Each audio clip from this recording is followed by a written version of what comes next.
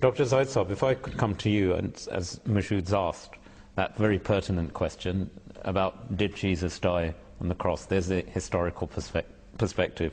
Already the context has been set in our discussions about, what a odd situation here. Here was a person who was suddenly being, asked to die himself to atone for the sins of mankind. The cross, what it represented, what happened, clearly Pontius Pilate tried under the laws of the time and created this guilt on which Jesus was subsequently punished and then put on the cross. But perhaps you can talk us through some of the events at that time, and also with biblical evidence as well as to what was actually said about Jesus going on the cross and what surrounded those circumstances. Well, the Christians, of course, believe that Jesus was put on the cross, as has been described. And he died. And that he actually died on the cross. So this is what the Christian viewpoint is. But of course we know from our Ahmadiyya viewpoint, or the Islamic viewpoint, is that we do not believe that Jesus died on the cross. There are many angles that we can look at this question. First of all, of course, is biblical references as to what is the position of one who dies on the cross, and what did Jesus himself and his disciples understand by death on the cross. And if we read from the Bible, we know that he who dies on the cross dies an accursed death. So this is the starting point. Jesus is a prophet of God, as we know, was a sinless person. And we do not believe that a just God could put someone to die on the cross for some crime that has been committed by somebody else. So from that angle alone, we know that God is just, and that this is not the subject of atonement cannot be answered from that question. So Jesus and his disciples, obviously knowing that death on the cross was accursed, was not looking forward to being put on the cross. Indeed, it said that Jesus actually begged absolutely for this cup of death to be passed to be removed from him. If Jesus knew that this was the design of God, that he would be put on the cross and that he would die on the cross, that the sacrifice was something that was required of him, then of course, being a prophet of God and a righteous man, he would have willingly laid down his life for this great purpose. In contrast, I always see the sacrifice of Hazrat Ishmael in comparison to that when he was asked to lay down his life, as Hazrat Ibrahim alayhi salam has said, I have seen in a dream that I am slaughtering you. He did not go away crying and said, oh my God, oh my father, what are you doing? I cannot let you sacrifice me.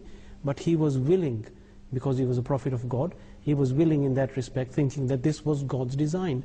So in Jesus, his case also, we should have seen the willingness of Jesus to, yes, take me onto the cross. This is my fate.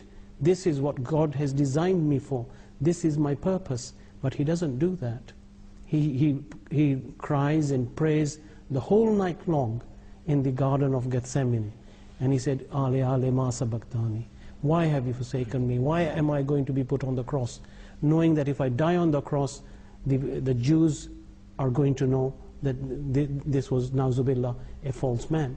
And the Christians also, or his disciples will also come to think of that.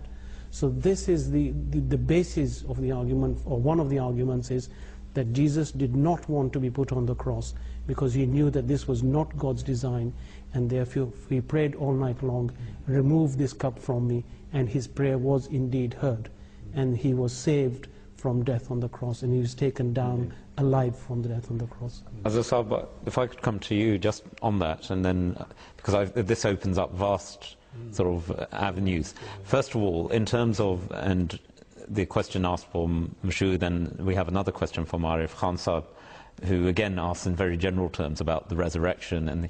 But just prior to that, from again keeping the biblical context in mind, if you could first of all just actually state what the Ahmadiyya Muslim viewpoint on, because there is this, was Jesus put on the cross first of all, what then there happened, and the justification in that context from biblical sources as to why, if we put the Holy Quran to one side for a moment in terms of the supporting evidence there is certainly valid. But from a biblical perspective, the Ahmadiyya viewpoint is Hazrat Isa alayhi salam, Jesus Christ, was put on the cross, but he didn't die on the cross. He didn't die on the cross.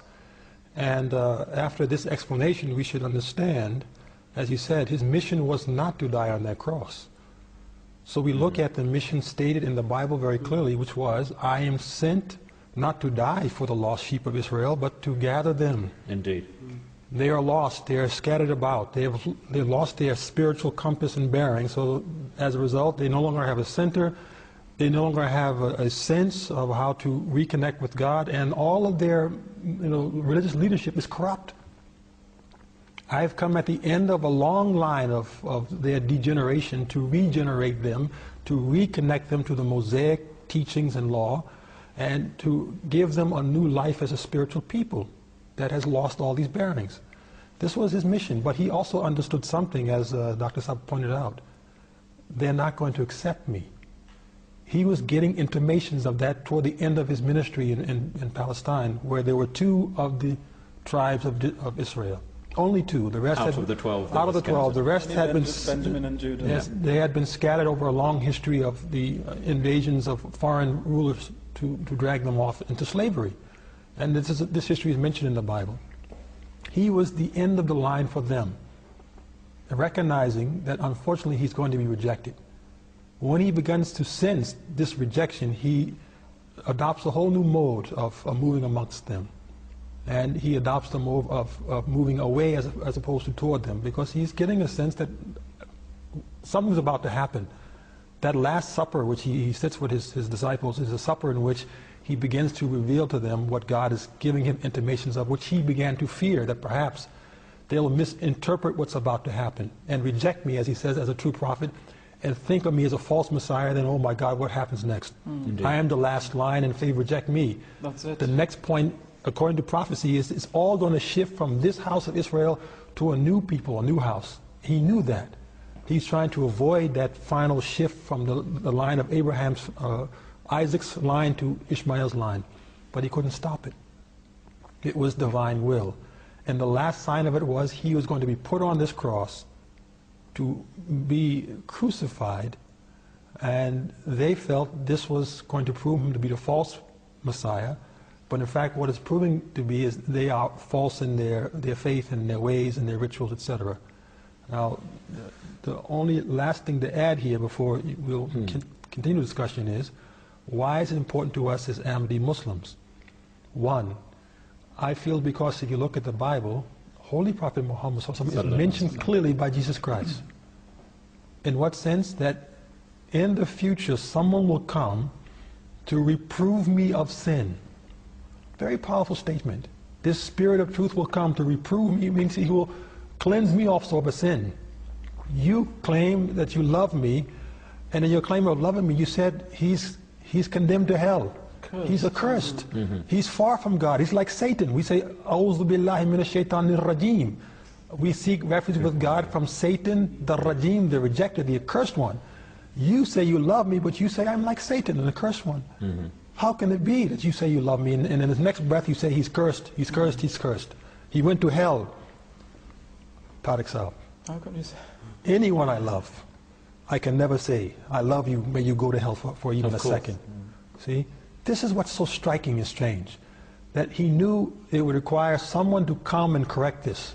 And that was going to be Prophet Muhammad sallallahu alaihi wasallam. So the Holy Quran is that book that finally cleansed him, his mother, rewrites the history of his ministry, shows that he was successful, that he escaped death on the cross, and migrates and reconnects with the other 10 tribes, and he finds success according to his own prophecy, which was, an evil and adulterous people seeks a great sign. They'll be given only one single sign, and that is the sign of Jonah.